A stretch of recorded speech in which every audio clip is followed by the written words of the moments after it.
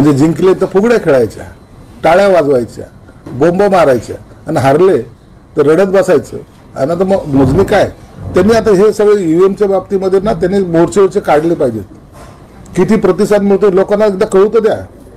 आता हे घरोघरी जाणार आहेत, घरोघरी जायची लायकी सुद्धा यांची राहिलेली नाही. यांनी मोर्चे काढावे, हिंमत असेल तर त्यांनी ह्या सगळ्या आंदोलन उभं करावं आणि त्यांनी मोर्चे काढावेत.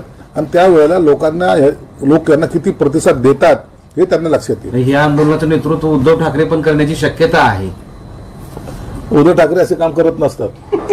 उद्धव ठाकरे आदेश देत असतात, तुम लढो हम देखेंगे. बरं, तुम्ही खूप वेळा अनेक भविष्यवाणी केल्या, आता एक शेवटची भविष्यवाणी, उद्धव ठाकरेंच्या सोबत राहतील का? उद्धव साहेब आता मला वाटतं काही काळ पक्ष बंद करून ठेवतील. बरं, ते काँग्रेस आमदारांनी नाना पटोलेवर आरोप केला की नाना पटोलेंनी भाजपचं काम केलं.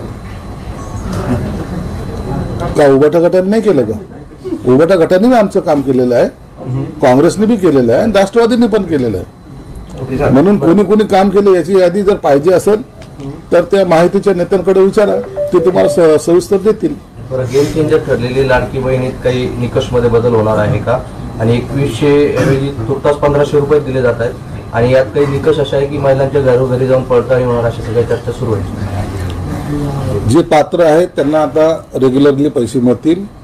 1500 चे 2100 करण्यासंदर्भामध्ये मंत्रिमंडळाची स्थापना झाल्यानंतर येणारं पहिलं जे अधिवेशन आहे त्या अधिवेशनामध्ये 2100 करण्याचा प्रस्ताव घेण्याचा सरकारचा मनोदय आहे.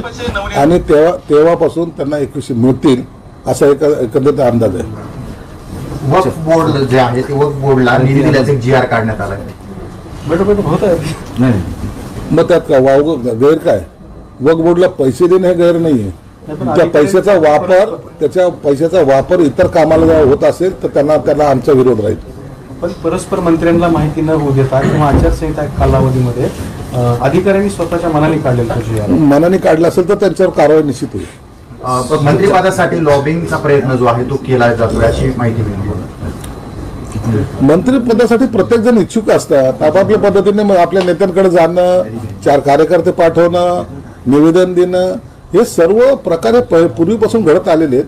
परंतु जे नेते असतात ते या गोष्टीला सिरियस घेत नाहीत. ज्याची नियुक्ती करायची किंवा ज्याचं वर्णी लावायची तो नेत्याचा अधिकार असताना ते बजावतात. संयुक्त महाराष्ट्र स्मृती दालन उभारण्यात आले, मात्र त्याची परिस्थिती अवस्था दयनीय आहे. सगळ्या दयनीय अवस्था आता फिटल्या जातील.